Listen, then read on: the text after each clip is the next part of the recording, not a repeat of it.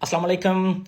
Bread ख़रीदते वक्त आप लोगों को भी हमारी तरह बहुत ज़्यादा बार ये मसला होता है कि उसमें जो इंग्रेडिएंट्स हैं उनमें अगर आप देखते हैं तो वो कोड पाए जाते हैं जो कि आमतौर पे हलाल नहीं समझे जाते।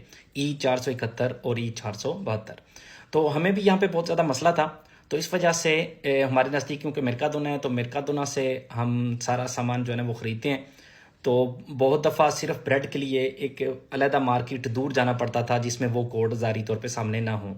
तो मैंने मैकाडोना वालों को वो जो प्रोडक्ट है उसकी फ़ोटो और उसकी डिटेल भेजी और पूछा उनसे कि ये जो E471 और 472 ये जो यहाँ पे आपको नज़र आ रहा है पांदे मुल्दे इस ब्रेड में है, तो ये वेजिटेबल है या एनिमल से है। मतलब एनिमल से होगा तो फिर जो है ना वो हलाल नहीं होगा।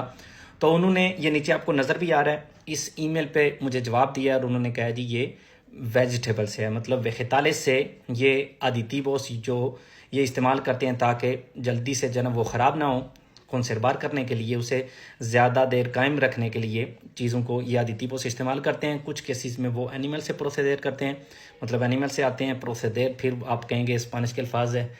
तो कुछ में वेज जो वेजिटालेस हैं सब्जियों से आते हैं। तो यहाँ पे उन्होंने क्या है इस पांदे मोल्दे में जो इस ब्रेड में जो हमारा E471 और 472 है ये है वेजिटालेस का। मतलब आप बिना किसी परेशानी के ये आप मेर्काडोना से ख़रीद सकते हैं। पान ब्लैंको फैमिलियर शायद इसका नाम है, अभी आपको ऊपर नज़र भी आ रहा है।